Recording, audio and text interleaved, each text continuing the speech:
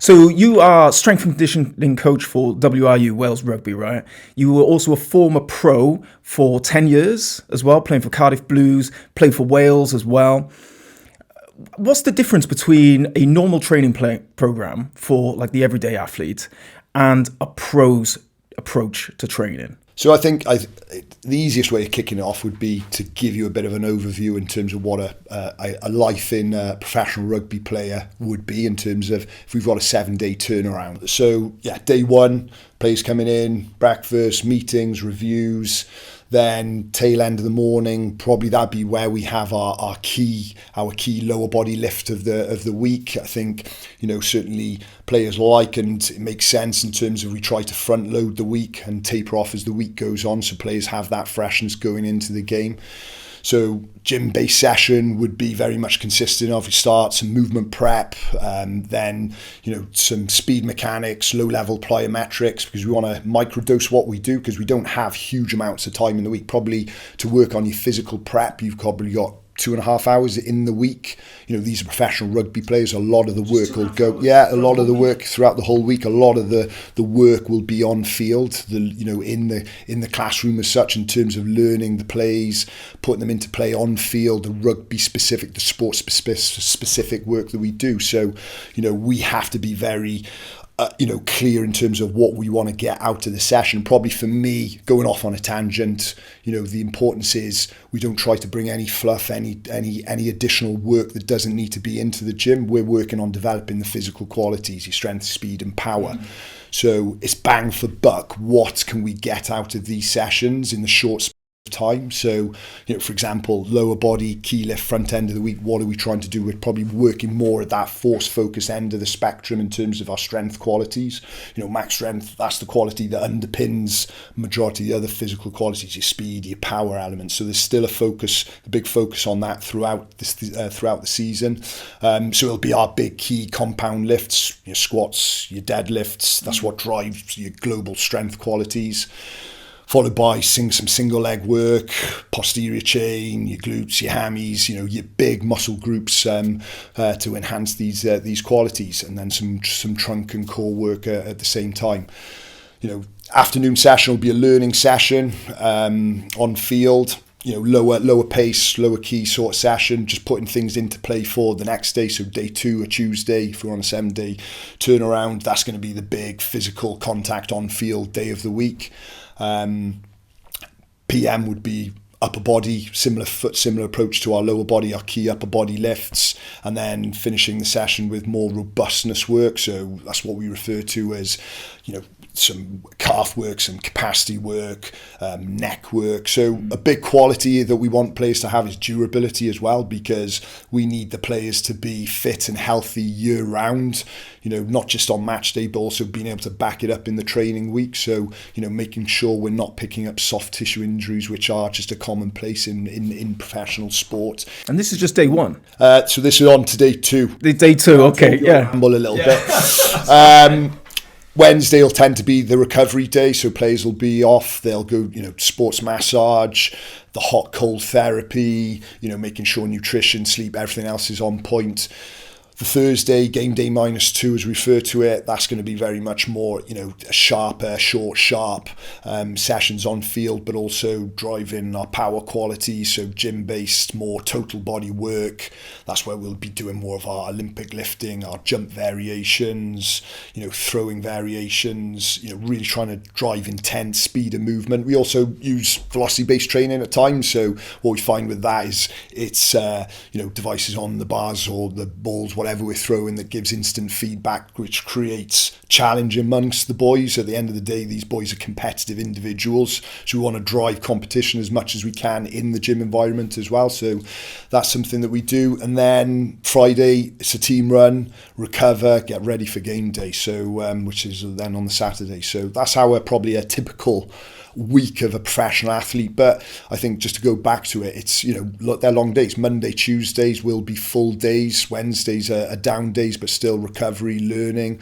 And then Thursdays are trying to be a little bit shorter, so we're tapering and recovering going into the game on the Saturday. So how can me, Terry, 41-year-old man, like with a full-time job and kids, Obviously, I'm not a pro athlete, but how can like an everyday athlete take those principles from a pro's game and apply it to their own lives? Well, yeah, I think that's a great question. I think I probably suggested that in terms of how much time we actually spend on driving physical qualities, what we're trying to develop, how much time we have in the gym, for example, 2.5 hours a week, is that long enough to, drive adaptation, create change, see improvements? 100%. It's, for me, it's just bang for buck. What are the exercises? If we're talking about developing lean muscle, strength quality, which is a key component in terms of what people ideally from a training perspective will have in their training week, is key. And that's where it is key compound lifts, multi-joint, full body exercises, rather than the approach of doing millions of different exercises in the gym, changing them week to week. It's been really sensible with your, the amount of time you've got and, the low variation in key exercises. That's what we want to have, low variation. If you're doing, if you're consistent with your exercises, you're going to see improvement in terms of the way you move, the way your technical ability, which is super key in terms of driving change with what we're doing. So what do you see the biggest mistake everyday athletes make then when they try? Is it because they're trying to do more? I think there's always, I think it's trying to fit everything in, isn't it? I think often people will train, trying to cover off your strength, your power, your speed, your conditioning, all in one session. So there's always can be a danger of trying to do too much, which ends up overtraining and really not necessarily driving the and having the clear understanding of what you're trying to develop in that session itself. So it's it's smart but simple programming. That's what my beliefs are. Right, I know everyone here hates adverts, but this one actually keeps the light on here at Rockman, so bear with me. Rockman runs monthly online running and fitness challenges for people short on time that still want a proper challenge to spike their motivation. You get the buzz of race day without waiting for a far-off event to come around, with no travel and no extortionate entry fees. Just real tests that you can fit in and around your life anytime, anywhere, all year round. And if you're not quite ready for a challenge yet, we've got free, no-nonsense running and strength plans that you can grab via the link down below. Now, let's get back to the episode. Yeah. So would you say, like, to an everyday athlete, that it's the first port of call when you're trying to improve performance, improve ability, is you go to the drawing board and you actually boil it down. What am I actually trying to achieve?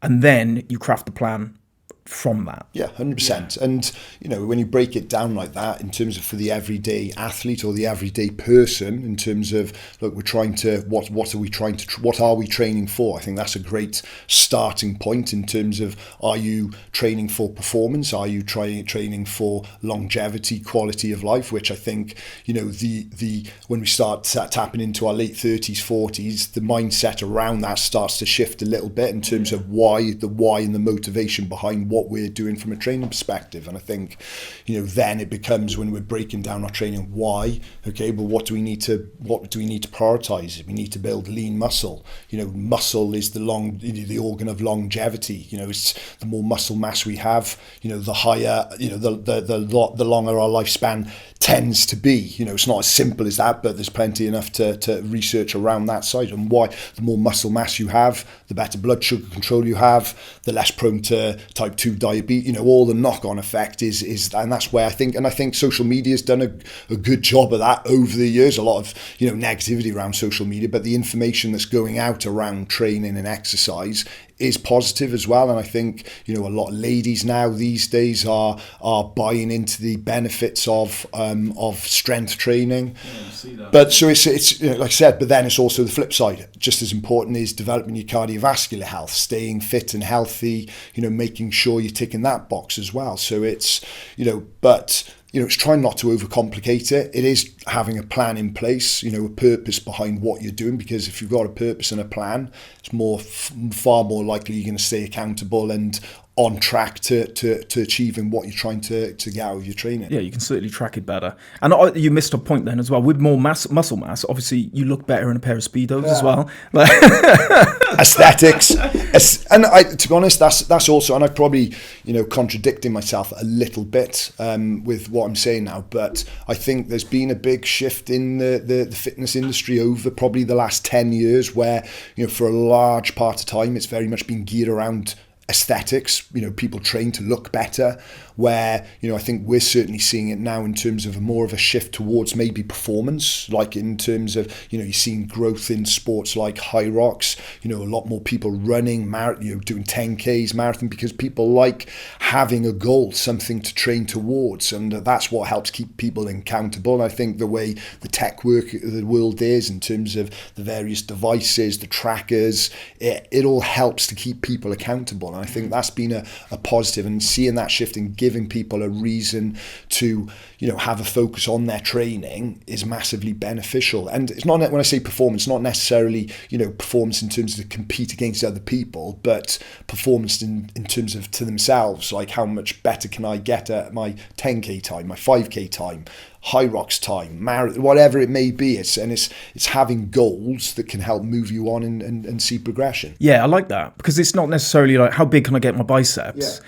It's perhaps, how fast can I get my 5K time in? Yeah. And then from the back of that, you sort of work back. Well, I need to work on the cardiovascular fitness. Yeah. And then I need to work on my sprint training or my zone 2 running. It's like the training is a product of the end goal. Yeah. And I think like there's a phrase, and again, you'll throughout the podcast I'll drop in little cliches, quotes and stuff, but I think it's so practical in terms of training and keeping people engaged, but also in other aspects of life in terms of me growing a business. And it's the quote is, the man that loves walking will walk further than the man that loves the destination. And when you love the journey, the goals just happen. And for me, I think that's a real important message, certainly from a health and fitness perspective, because it is about the process. If you can find a way of enjoying the process, the goals will just happen. And it is about, and that's probably the challenge a lot of people have these days, is staying engaged in the process and the consistency there. Mm-hmm. And that's the challenge. And, I think that's something sport has taught me over the years, and rugby's taught me over the years, of the importance of the consistency, the behaviours, all that side of things, which ultimately is brings the results. So it is having a plan with your training and knowing what you're training for, but it's also trying to find a way of staying accountable, staying engaged and enjoying the process. Yeah, well, if your goal could be something that you're only going to achieve in a year's time. So if you're constantly looking forward to a year, it's going to take a long time to actually get there. Watch pot never boils, as they say. How does it work? How does it work in Wales then? When Steve Tandy gives you a call, is he saying, Robin, I want my boys to get bigger this week, or I want them to get faster this week? Is he giving you goals, or is it just like, go and improve their strength conditioning? Do you have specifics? So in terms of I'll touch on it, like how our environment works in Wales. So I'm part of the strength and conditioning department. So we have Hugh Bennett, head of performance. So he'd be the head of our department. There's myself, strength and conditioning coach, John Ashby, strength and conditioning coach. We then have Kieran Miller, head of sports science, Chris Edwards, head of nutrition. We've got a full-time chef as well, Andre Moore. So that's our department. So in terms of comms, the directive will go to Hugh. Hugh will come to us then, or we'll, as a group, will put plans in place.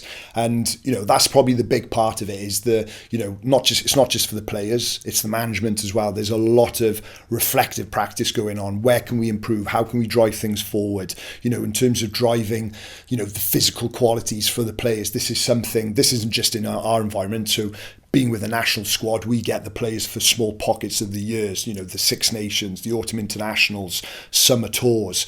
It's only really World Cup year that we get prolonged periods of time with the players. But then I've also in the past, I've worked at regional level where, that's where, you've got the players a lot more year round. So for us, it's how we can work with the regions to put plans in place that, drive the players to the direction that we want to go in with Wales. And, so it's not just one conversation being had, it's the drip down, understanding the style of play. And probably that's where we've struggled a little bit over the years, is probably having a clear understanding what is our style of play with Wales. And I'd like to think since Steve's come in, certainly there's starting, for us, certainly there's a real clear vision in terms of how we want to play, what the game plan is about, how we want to grow the squad going forward. And it's been really pleasing to see, certainly in this Six Nations now, the light at the end of the tunnel. It's been a tough couple of years, 100% for us all in Wales. Yeah. And certainly when we're in it and all the outside noise, the criticism at times that comes with it, I think, Steve's done an incredible job in terms of bringing the group together real and building that confidence and belief. And I think the last 3 games of the Six Nations now, there has been clear, movement forward in terms of how we want to play, the style of play we want, the togetherness of the squad, the physicality the players are bringing. That's what's been really pleasing as well, is the ability. These haven't been one-off games. Each game it's been building. We talk about processes, and Steve's very much about being process driven in terms of not focusing on the result. That'll come. We get the processes right game to game. We look for small improvements, look for improvements.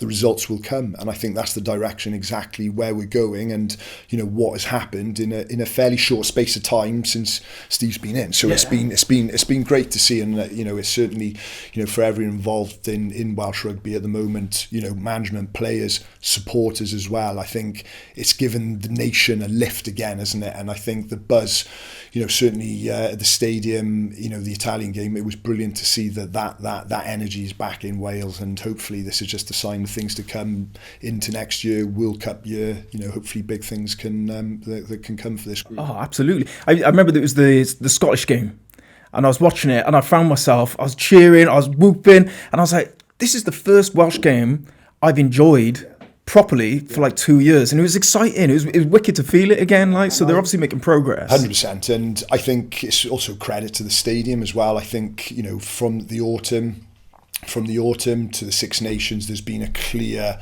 drive in making this an event as well for spectators, supporters, and that's what it needs. We've got to move with the times, and I think the stadium's done a great job in terms of helping create the environment. And now obviously a lot of that environment's going to be dictated from what the on-field performance, what the product is. And it's just great to see that product is now starting to get back to what we know it can be, what the Welsh way is. And just for all the players involved, everyone, every time everyone pulls on that Welsh jersey, even through the dark times, it's like in the harder times, everyone always goes on that pitch to give it their all. The pride they have playing for Wales, and for whatever reason, things haven't necessarily gone the way we wanted over the past couple of years, but certainly, autumn internationals, Six Nations, there's clear building blocks going in place, and I think Welsh rugby's got a lot to look forward to, because I think there's a lot of noise in other areas that Welsh rugby, but the product is the most important part, and we need to keep building on that. Yeah, if we take it back to the everyday athlete now, and you broke down sort of how you train as a professional, you're breaking down it. The one thing that stood out is this sort of analysis phase, is looking about what you've done over the past week, over the past day, over the past match, and then applying that then to your for the next week and how you can improve. Would that stands out as an element of training that perhaps everyday athletes don't incorporate into their training? Because everyone's going to go and they're going to hit the weights, they're going to hit the track, they're going to do their running. Everyone's got that in. Would you say that is a big part that maybe everyday athletes don't put in? And if they did put it in, what could that look like for them? Yeah, I think for me, we talk. Let's clear, like in terms of the everyday athlete, clearly define what you see as the everyday me athlete. I'm sat here 41-year-old. Yeah, and for me it's who is the everyday athlete? The everyday athlete is that individual that is time precious, busy work life, busy family life. They don't have, still understands the importance of staying fit and healthy, but there's so much other things going on in life that it makes it hard to stay on track. There's so many other things going on that any slight deviation, distraction takes people away from the first thing they'll tend to go is them themselves. And something for me, what is high performance? What is a high performance lifestyle? A high performance lifestyle, what are the three big rocks in people's lives? More often than not, as I mentioned there, it's their family life, their friends, their family life, the social, it's their careers, their working environments, and then there's them as individuals, the self-care element. And what always happens, all the time, energy goes into careers, into families, into kids.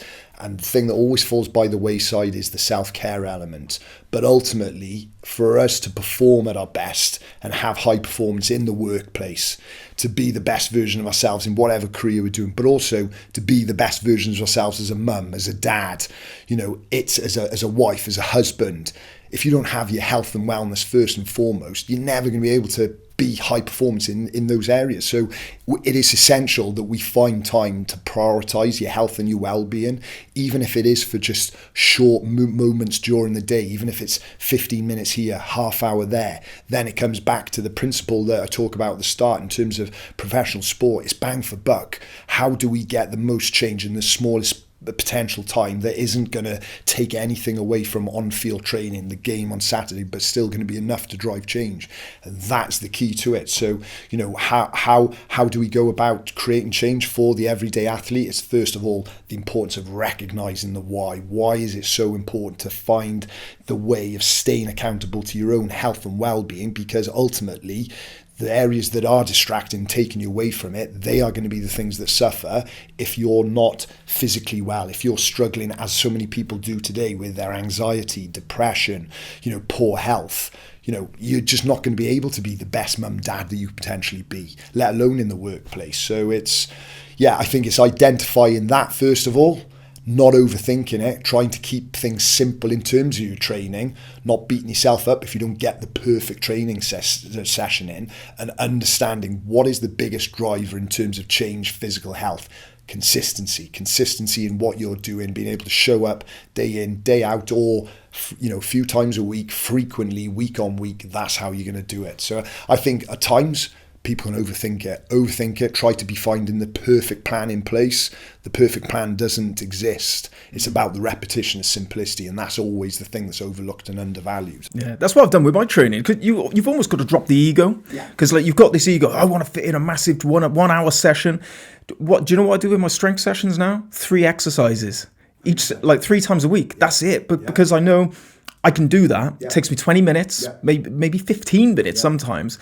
But I can build a consistency, because when I've got an hour or an hour and a half training session to do, and I've only got 40 minutes to do it in, that's when I don't do it. I go, well, I can't fit it all in, then I don't do it. But if you just rein it in, that's been the biggest game changer for me, is just dropping the ego. And do you know what, that's because for me, both in rugby and general pop training, the biggest, for those people that enjoy training, it's the ego is what can get in people's way and hold people back and reduce their ceiling of physical development and physical qualities. The base of the pyramid in terms of what drives physical qualities. The first and foremost, movement competency. It's how well can we move? How well can we, we train? What are we training? As the everyday athlete, what are we training for? Majority of the time, it is longevity, quality of life, what we do. So we want to be working through range of motion as best we can. Unless you've got anything significant that's restricting you. What's often the thing that holds you back from working through range of motion? If you're doing squats, deadlifts, or whatever it may be, the weight on your back. So the first thing, drop your ego, reduce the weight, and perform the exercises and movement, these fundamental everyday movements that we need for everyday life, perform them in the correct way. There's your mobility work being done alongside your strength training. You don't need to be spending hours on your mobility work, then your strength. How can you incorporate all these things together? And a big part of it is improve the way you move. Have more of a focus and pride in how you move on a day-to-day basis. The better you move, the better you're going to be able to express your strength, your force, your power, whatever it may be. And that's what then will nudge your ceiling up. And that's something probably in rugby environments, that can be probably one of the biggest challenges, is you're dealing with a lot of alpha males that are very competitive in nature, but having the conversations, boys, drop a little bit of weight there. focus on moving a bit better, focus on working through a full range of motion that you need to be able to get into on field, because if you're not able to work through range of motion in the gym, you're constantly restricting range of motion there, you're going to be weak in end range movements then on field that you are going to get into when you're in at the bottom of a ruck or whatever it may be. So, not everyone will have the same approach, but for me, that's very much why I see, my methods in terms of professional rugby and often daily pop are very similar in terms of what we do in a gym environment. It's, for me, it's quality of movement is at the heart of what we want to try and drive everything on. Yeah, I've been at the receiving end of that. It's squats coming back in here. The ego got the better of me, and I only up the weight a bit, but then I popped my back, and then I'm out for 2 weeks while that recovers. So a good point on that. Again, it's like, what is strength training? For me, strength training is the ability to strain under a load with good technique. That's how we get stronger. What isn't strength training is the ability to strain under a load with crap technique. That's when injuries happen. That's where backs start going, where you start pulling muscles and twinges. And it comes back to it. Focus on movement quality. Focus on movement quality and doing things as close to perfection as you can. Chase virtuosity, the ability to perform the common uncommonly well, which is what so many people don't do. And it's so I can't stress that emphasis enough in terms of, it's not necessarily about the load on your back or what you're pushing, it's how well you can move that load in the first place. Only when you've earned the right to increase the weight do you do so. Yeah. So you played professional rugby for 10 years, was it? Professional, and you must have played for years before that as well. Cardiff Blues, Welsh Caps. Did you ever think that you'd become a rugby player when you were growing up? So started playing rugby as an 8-year-old, like a lot of young Welsh boys, and it was my life. It's all I ever wanted to do was play rugby, play out in the garden, play for my local club, Pentyrch, and so I always had aspirations of playing rugby. I think as I got old, I can't remember exactly. 95 went professional, so I can't remember exactly how old I should be able to work. Well, it says year 2000 on your LinkedIn, on your Wikipedia. Yeah. So in terms of actually, the game obviously going professional. So it was something I always had aspirations. When the game went professional, then that was my sole focus. Wanted to play professional rugby for Wales, British Lions. I wanted to be the best of the best, and that's something that, I didn't obviously achieve, and it probably moves on to probably another area like it, what I achieved in my rugby career. It's only recently I've really been able to actually feel more fulfilled with it, because I, certainly at the end of my career and for many years after, I felt so unfulfilled from rugby because I wanted to be the best. I genuinely wanted to play for the British Lions. I wanted to be 50, 60, 70 caps for Wales. And because I didn't achieve that, that's something that is ate away at me, because my goal from a young age was to be the best. But without it sounding cheesy with it, it's like I said, it's only recently now, over the last few years, I actually sit back and I'm like, and this isn't the bragging rights, it's like what I achieved in my career, I'm really proud of. Like, I played for Wales, I was part of 2 Grand Slam winning campaigns, played against New Zealand, South Africa, Australia, went to the Commonwealth Games in Australia, played for Wales Sevens. Like, the experiences I had as a professional rugby player, I'm so grateful. I got a lot of gratitude for that now, but it's only been, I think, probably as I've got a little bit older, a little bit more, sentimental with things, that I can look back and be, actually, no, I'm proud of what I achieved there. And also, the way my career was, it wasn't, a straight line. And it's a lot of what a lot of people don't see, the professional rugby player or the professional athlete, the setbacks, the failures. It's, for me, it's rugby. I really do see it. It's the perfect analogy for life, and probably what's helped really mould me as a person, then get me ready for the next stage of life is, rugby is a sport that is full of setbacks and failures, and it's ultimately, it's how you respond to those setbacks and failures that moves you along. And, that's something that I've taken and applied to my second stage of my life, because that's exactly what life is all about, without getting too cheesy and emotional with it. It's, it's being able to recognise it and build your resilience as a person that can handle these, and using the reflective practice to try and improve and learn from these experiences. Yeah, I mean, just there's a tiny percentage of the Welsh population that will ever play for Wales, and you got to do it numerous times. Like you did achieve what every schoolboy aspires to do when they're young, growing up. Like, but it's for you, I suppose it's finding that perspective in later life. 100%. And like to dive a little bit more probably into the way my career went. It's, I from a young age, probably from 50, I probably really started to kick on from about 15 years of age, and playing for Wales, in the age grades. Playing a year young, I was, again, it's not bragging about stuff, but I also got picked for Wales as an 18-year-old. So I'm actually one of the youngest players to have played for Wales. Not many people know that, but I got picked to go on tour to Japan with Wales. I played in the midweek game, so it wasn't an official cap game. But still, as an 18-year-old, playing for Wales was, an incredible achievement. It was still years later until I won my first Welsh cap. But, the difference from going from schoolboy, youth rugby into the senior environment, that's where it really started to become, it was it was tough. It was competitive.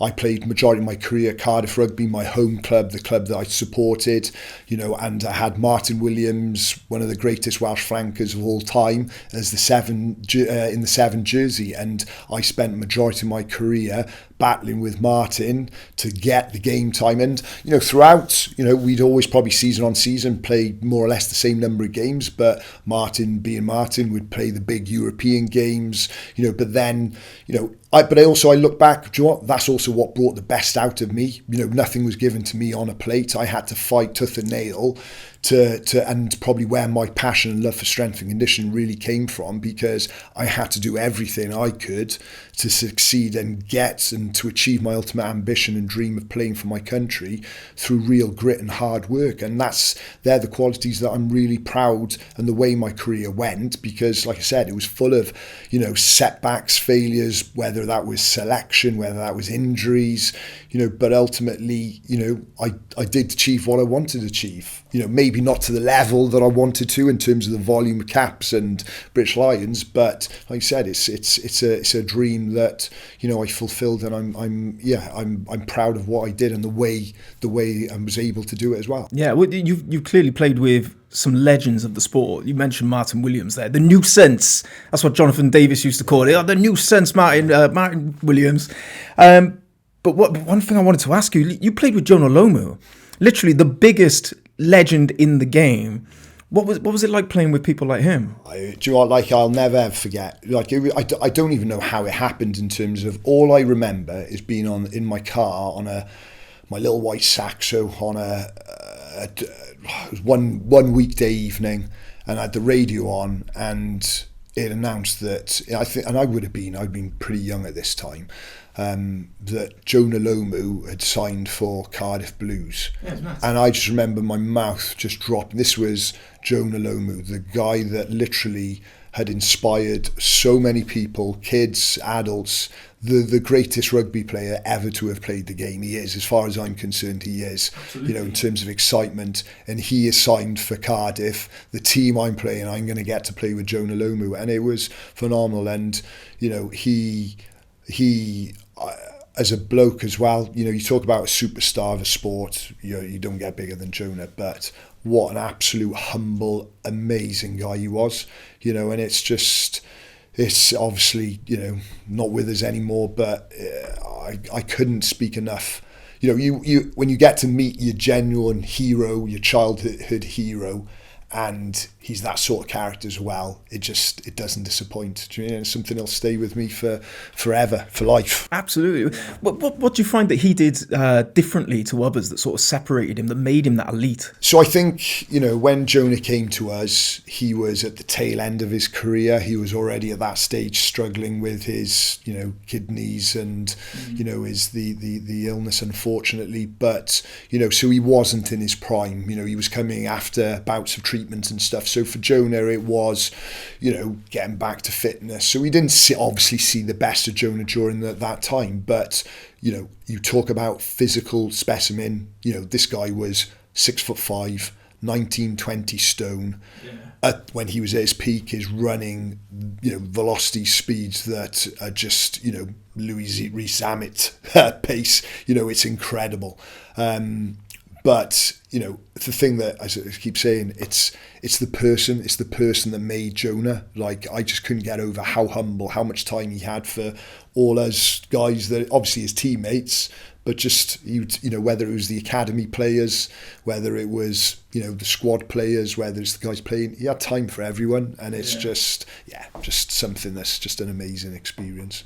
Who's some of the most physically intimidating people you've played with? Who's some of the best players that you feel like, or played against? In your era, obviously. So I think the first thing, I don't think you'll get many rugby players admitting to being physically intimidated by, rugby's an alpha sport, alpha male. So it's but to answer your question, I think, the players I played with against, this world-class players, I think, again, to the best of the best would obviously, when I had the opportunity, when I played against New Zealand, Autumn Internationals, 2000, 2005, sort of my claim to fame as well is that I was on the bench. I got, I think, probably 20, 25 minutes to go. New Zealand saw I came on and they brought Richie McCaw off the bench. So that's my claim to fame. Not sure it's quite really that reason. But, that game in itself, there was Richie McCaw, Dan Carter, Umanga, it was incredible. But the player that I was just, was Manonu. Like, literally, this guy, the pace, the power, but the footwork, it was incredible. It was just unmatchable for me. Like, even in just that short space of time, just, I think they tore us up that day. I think it was 40 points to 10 or something like that. But it was just, and he'd come off the bench as well. And you talk about just someone lighting it up.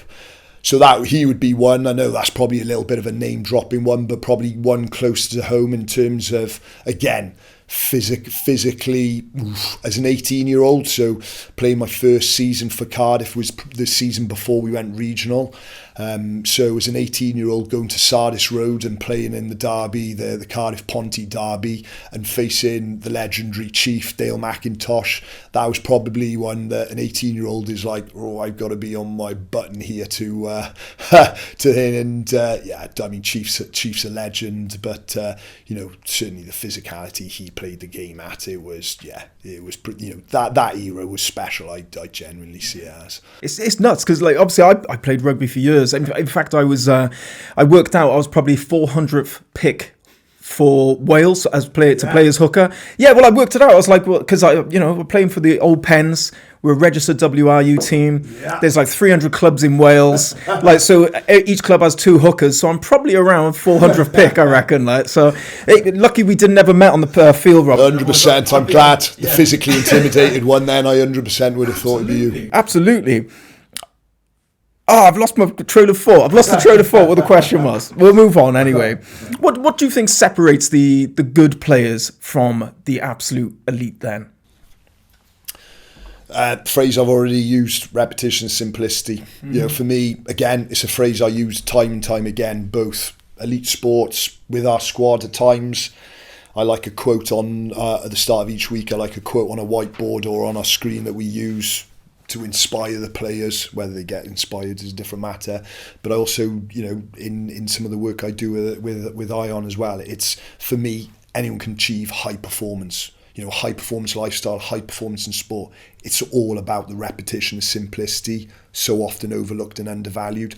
What is it that separates the good professional rugby player and the world-class players? It's the basics, the attention to detail, it's the behaviours. It's usually not the physical qualities, the strength, the speed, the power, the skill. It's their ability to show up day in, day out, be in early, do their prehab, do the work they need to do to get their body right for training, to be able to recover, spending a bit longer on their recovery, making sure their nutrition's dialed in, making sure they're getting enough sleep at night, the supplementation, whatever it may be, but not just doing it once, doing that day in, day out, and that's where you really see world-class players stepping up. And it always amazes me that, you look around and you're like, is this not obvious? Is this not obvious? If we want to be the best of the best, these are the traits that we need.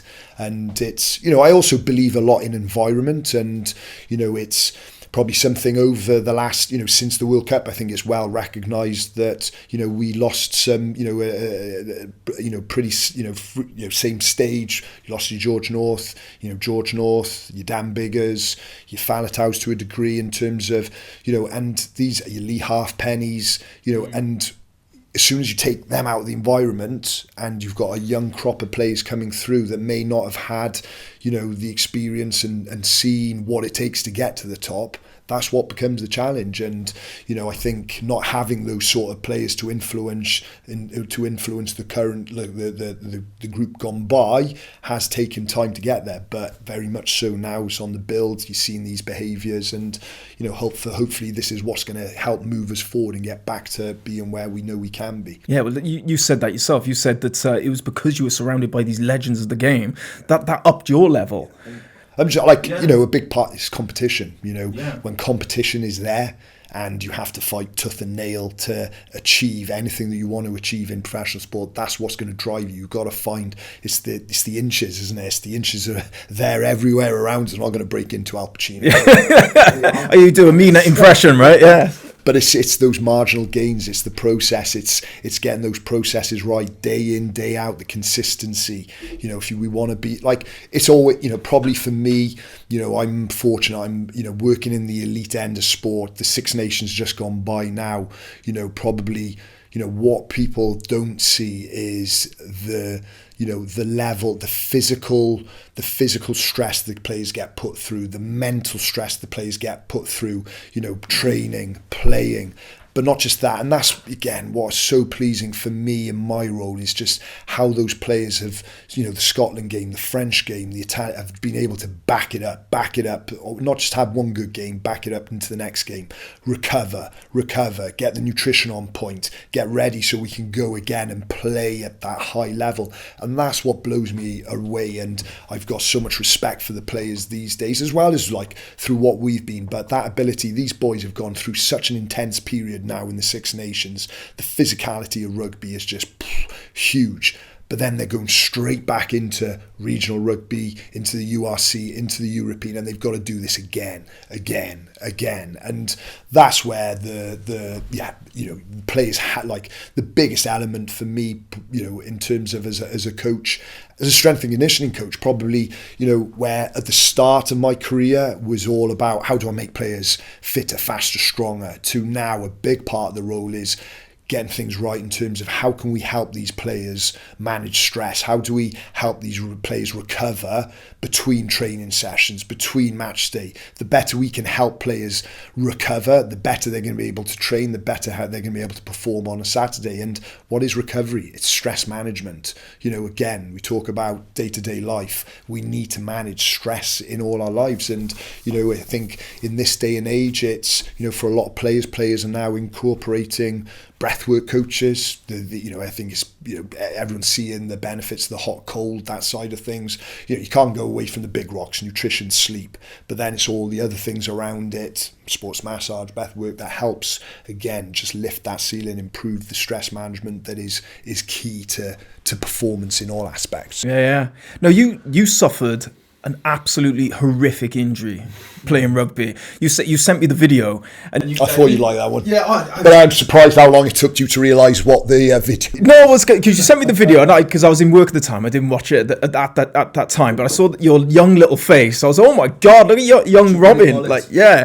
But then you attached a photo as well, and I assumed it was two people's legs. But no, they were both your legs, and one was facing the wrong direction. It was absolutely... I'll put it on the screen, wherever the screen is here. What was going through your head when that injury happened? And what happened first? Yeah, and then what was going through your head? Liberty Stadium, Ospreys. It was Cardiff Ospreys. Tight game. Was going into the final minute of the game. The Ospreys had just scored. So we were chasing the game, so I think we were a couple of points down, so the game is right on the cusp. So we had the kick-off. I was a 7, so naturally we were going straight up the middle, short kick-off. We've got to win this ball back. The clock's going against us. So I've gone up, jumped in the air, reached for the ball. I can't remember what the outcome of the kick was. I'll say we won it back anyway. As I've come down, I've landed on my one leg, and just as I've landed on my one leg, Ryan Jones, the number 8 Wales captain, I think at the time, landed on top of me, so all 120 kilos of his weight has come on my one leg, and I've fallen flat on my front. And again, this is what is amazing about the human body and how it responds. The adrenaline, that's, we are in fight or flight mode, got to get the kick off, got to win back, body's on it. Gone down awkwardly, think, bloody hell, like I've rolled my ankle bad here, I've laid on my front, and as I've looked over, literally the shock was just, I feel I can still sense it today in terms of seeing my leg turned around, and I'm lying on my front and my lower leg is facing up towards the sky in a horrible angle as well. And it was just the sheer panic, whether you use the video or not, but the sheer panic. It wasn't pain. It wasn't pain that I was suffering at the time. It was, I look at my face and it's just the fear that this is job done. Because it's not being dramatic with it. It's, so disfigured at that time, and my hand's in my head, and I'm just like, I'm a 20, 23, 24-year-old rugby player. This is all I've ever known. This is all I've ever wanted to do. And I feel like, how on earth am I going to be able to get back? And this all happens in the space of a few seconds. Yeah. And it was horrible. It was horrible. But I also, again, reflection, it was also one of the best things that ever happened to me. Both as a player, but also from an individual. It molded me a lot during that time, because I'm really fortunate. I played professional rugby. An injury like that happens that you'd like to think isn't particularly common in the sport, but may happen from time to time. The fact we've got, access to, world-class surgeons. We at the time, I've got to drop their names in it. Like Richard Evans was the consultant at the ground on that day that helped manipulate and put the foot back into a reasonable position. Reece Thomas, who's my surgeon that fixed me up. Andy Shea, my physio. But if I didn't have that care and level of expertise, I know for a fact I would not got a back play, and that's not being dramatic with it. And for me, it was probably the first stage. I'd had injuries. I think I dislocated my shoulder, had been through it, but I hadn't experienced something of this significance and something that needed comeback. And for me, it's, again, we talk about processes. Rehab is a tough place to be for any athlete, certainly in team sport, where you're always used to being in and around it with your teammates, but you're isolated. You're doing the one-to-one work with a physio. You have an intensive physio. You've got to do your own work alongside it, and that goes on for months. It's small, mundane, but it's what it teaches you is the small wins. You can't be focused on when am I getting back playing. It's got to be right. How am I improving this week compared to last week? Seeing the improvements in my range of motion, seeing my improvements in my calf capacity, whatever it may be. First stage, I want to get back walking, and it's when the injury happened, I was in hospital for a week after. And it's, lying in the bed, unsure of what's going on. Like I said, all I've ever known. It's a tough time, but it's something that massively you learn from it. We talk about reflectiveness, realizing how much I want this, how much I need to, do to get back to where I want to be. But it's the resilience that it brings you, and it's those setbacks, failures, little more each time. You build your resilience, your tolerance, and it makes you a stronger person, 100%. I suppose all the change was the goal. Like, the process is still the same, whether you're playing for international caps in rugby or you're trying to rehab a leg that's facing the wrong way. Like, I suppose in that moment, your goal changed. And the quicker you can accept that your goal has changed, because I suppose that there's going to be a bit of sort of denial. What's that? It's him. The quicker you can get around to, okay, goals change, but that process is the same. And I think anyone that knows me probably knows what I build so much on in terms of both in ION, our program with Wales. Like, it is all about the basics. It's all about the simplicity. It's all about the consistency.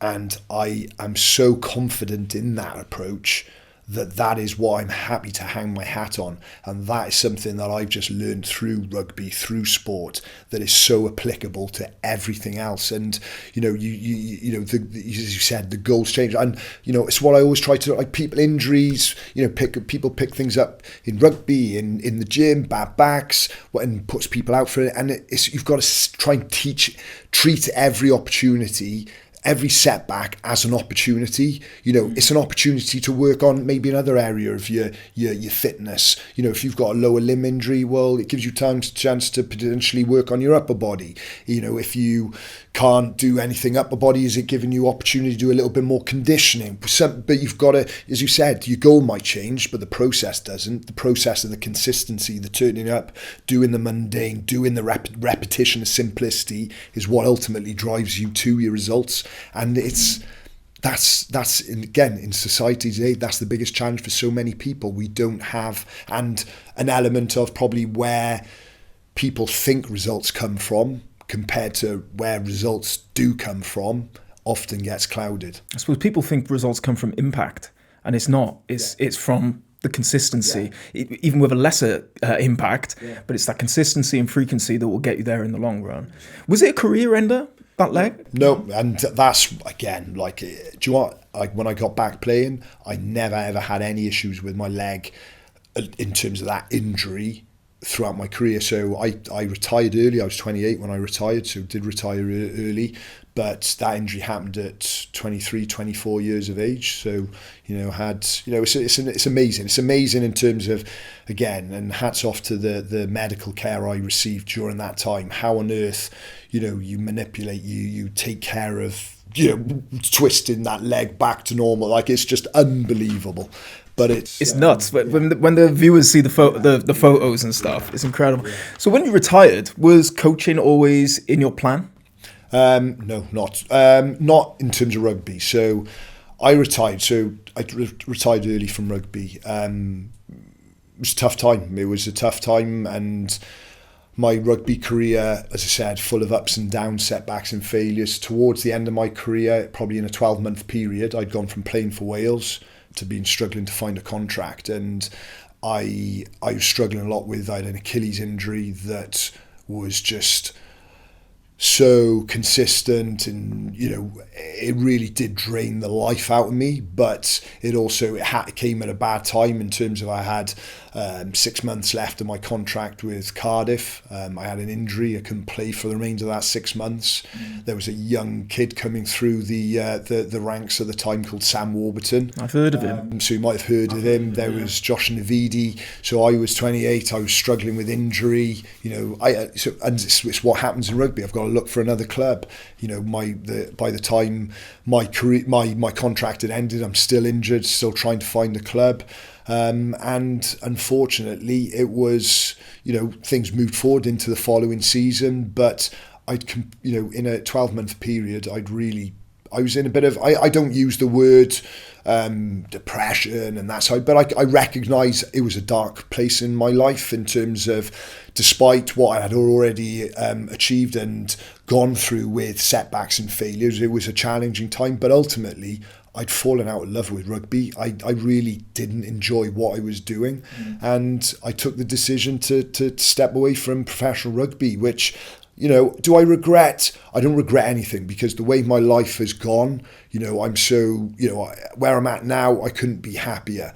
And I believe everything happens for a reason. You know, I think the way my career finished, I could have made it a lot easier for myself in the second stage. But when I retired from professional rugby, I wanted to move into strength and conditioning. I wanted to run my own gym. I think the way I achieved a lot of what I achieved on field, I put down to my mindset around preparation, as I spoke about, my love for strength and conditioning, wanting to be physically prepared as best I could. And I think that's something that I really took an interest, and, you know, the passion I had for that as a rugby player, it seemed natural. That's what I wanted to do post rugby, you know, was open my own gym, with a view of training like a rugby player, in terms of, certainly, my vision then was having a facility that was all about people, a team environment, so people would come, train, enjoy each other's company, pushing a prowler, flipping a tyre. At the time was a little bit novel in terms of stuff that we were doing a lot in rugby at the time.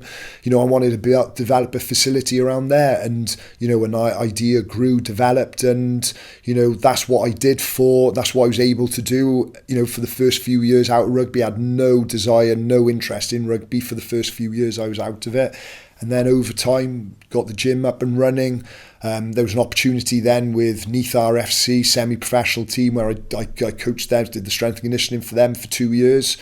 And things then just built. I was running my own business. I had an opportunity then to come back to Cardiff as an assistant strength and conditioning coach, which I did for a few years, and then found myself in the lead role for a number of years. Again, my hometown, played for the club, being a head of department for the club. We'd won a European title during that time as well. And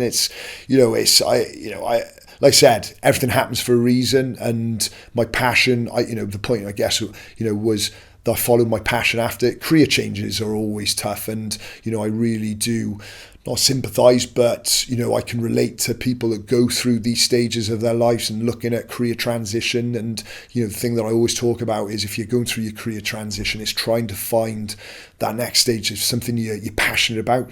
Because if you're getting up day in day and you're passionate about, and you get in the process and you're hungry, and that's where you will achieve things, as opposed to going for a career or a job that's going to earn me loads of money. That should be almost like, again, it's the byproduct. It's the the goals just happen. It's about the journey and the processes, and that's the direction it was. And finished at Cardiff. I think it would have been 2020, 2021, had a couple of years away where built Ion further, and then had the opportunity, Hugh Bennett, with the head of performance at Wales. There was an opportunity to come back into rugby at the highest level, pre-World Cup, and it's a role that I just, it's the ultimate, it's, for me, it's a role I'm so passionate about. I'm fortunate the people I work with daily, but it's to be running my own business, but also working in the elite end of sport is, it's amazing. And you're still wearing those 3 feathers. You still got them on the top. You still got them on the top. No, like, starting a gym sounds great. I think most people in fitness would love to own their own gym, and it looks great on Instagram. But how hard is it? Would you recommend it to anyone? Or what's the part no one talks about when they're opening gyms? I think it applies to any business, really. It's starting your own business is hard. It is hard. It's hard graft. It's a lot of hours, a lot of next to no pay. You've got to be very passionate about making a success, and ultimately that's sadly why so many startup businesses fail within the first year. But I think it goes back to, would I do it again? 100%. I think has it been hard? It's been extremely hard in terms of the last 12 years, 15 years retiring from rugby, trying to find myself again in terms of my identity. A lot of I felt at the time as a rugby player, you're Robin the rugby player, to then finding more meaningful, assets of your character. And for me, I got into coaching. I can see why, for me, I'm a caring person. I genuinely am. And, I'm doing something, whether I love coaching. What is coaching? It's helping people. And, whether that's an elite rugby player or, a 40-year-old, middle-aged lady at the gym, it's, for me, it's, that's what I enjoy. I enjoy helping people on their journey to achieve high performance in their lives, whatever they may be doing. And, for me, that's why, coaching in the general pop space as well as international rugby is, for me, extremely fulfilling, and being able to build a business around that is key. So, and I think, to go back to your question, it's like, for me, it's really understanding your why. If you're starting a business or you're starting a gym, what's your why? What is your why? What is your purpose with what you're doing? And for me, over the years, that's evolved, but I can see all along what, ultimately for me at Ion, my mission is about trying to have a positive impact on our local and wider society community from a health and wellness perspective. That's what I really want to do. We spoke a little bit earlier about it. For me, growth for us at Ion, it's got nothing to do with the financials. That's a byproduct. For me, it's about how much impact can we have, much impact can we have on our community, our society, that certainly during this period, in the direction we're going is becoming more and more challenging from a health and wellness perspective, and people are getting sicker and unhealthier, and it's something that we need to take ownership and action of, and having the support and coaching in place is what drives us. What's the problem with general population health at the moment then? In a snapshot, comfort and convenience. I think that's the easiest way to describe, society is just molded. We're more molded as individuals in terms of its society is trying to make everything as comfort and convenient as possible, in whether that's day-to-day life in terms of your working environments, sedentary lifestyles, being sat down all day, whether that's going to the shops, everyone trying to vie for the closest parking spot closest to the door, comfort, food. You can talk. I think everyone can understand what I'm talking about, comfort and convenience. And, no one, with the comfort and convenience, it becomes detrimental to our long-term health, our resilience, our tolerance. I think it makes us softer as individuals. Potentially why so many people these days suffering with mental health problems is very much the lack of resilience and robustness that we can have. But ultimately, going off again on a tangent, 3 primary causes of 90% of modern day chronic illnesses, sedentary lifestyles, nutrient deficient diets and chronic stress. Those 3 primary causes, they're all things that are their lifestyle behaviors, habits. 90, it's not all, but 90%.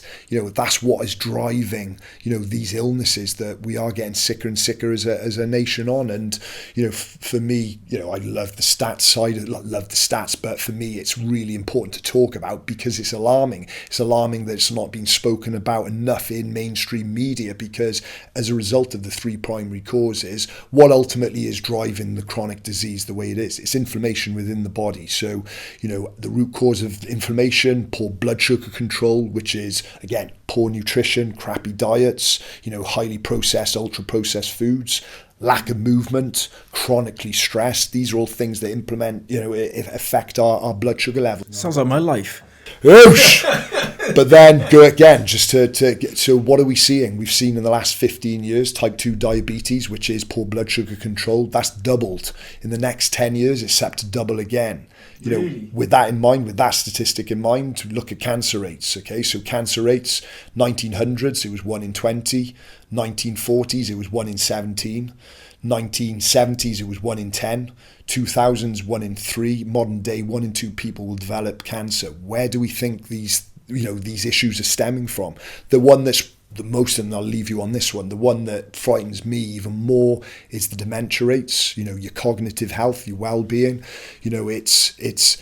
Dementia is already the biggest killer in society. So with men and women, it's the biggest killer in society.